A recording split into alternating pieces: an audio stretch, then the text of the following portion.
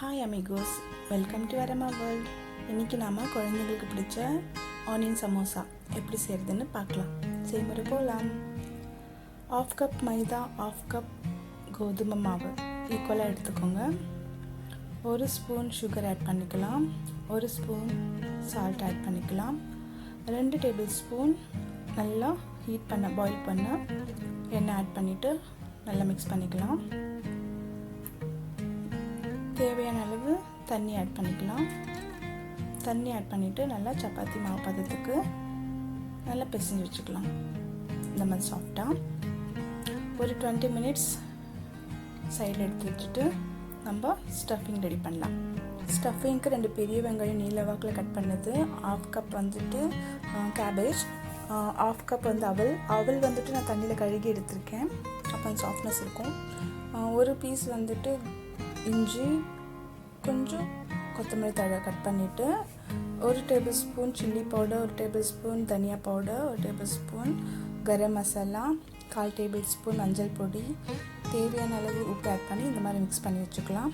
அதுக்குள்ளே நம்ம paste ready பண்ணுறதுக்கு 2 டேபிள் ஸ்பூன் மைதா எடுத்துக்கிட்டு கொஞ்சம் தண்ணி ஆட் பண்ணி இந்த மாதிரி பேஸ்ட் பண்ணிக்குவோம். பேஸ்ட் வந்துட்டு நமக்கு சமோசாவில் கார்னரில் ஒட்டுறதுக்கு பாருங்கள். இந்த மாதிரி பேஸ்ட் ரெடி பண்ணியாச்சு. இப்போ 20 மினிட்ஸ் கழித்து மாவு பார்க்கலாம். சாஃப்டாக இருக்குது.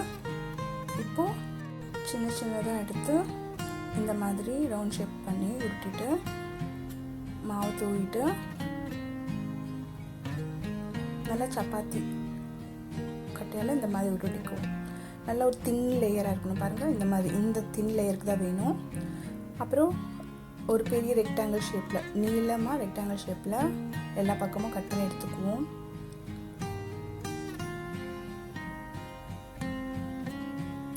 கட் பண்ணி எடுத்தாச்சு.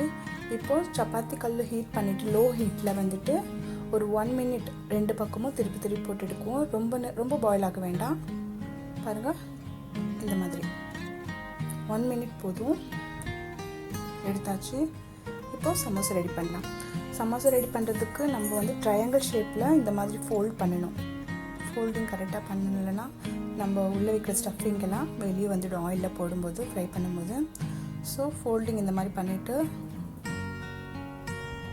உள்ளே வந்துட்டு ஆனியன் ஸ்டஃபிங் வச்சிடலாம். நம்ம வீட்டில் செய்கிறதுனால நமக்கு ஸ்டஃபிங் கொஞ்சம் ஜாஸ்தி வேணுனாலும் வச்சுக்கலாம், கம்மி வேணாலும் ஆட் பண்ணிக்கலாம். நமக்கு எந்த லெவலுக்கு வேணுமோ அந்த லெவலுக்கு ஆட் பண்ணிக்கலாம். இப்போது பேஸ்ட் எடுத்துகிட்டு எல்லா பக்கமும் எல்லா கார்னர்லேயும் அப்ளை பண்ணி இந்த மாதிரி ஃபோல்ட் பண்ணிக்கலாம். ஃபோல்ட் பண்ணியாச்சு. இப்போது ஆயில் ஹீட் வந்துட்டு லோ ஹீட்டில் இருக்கணும். ஹை ஹீட்டில் போட்டால் கருகிடும்.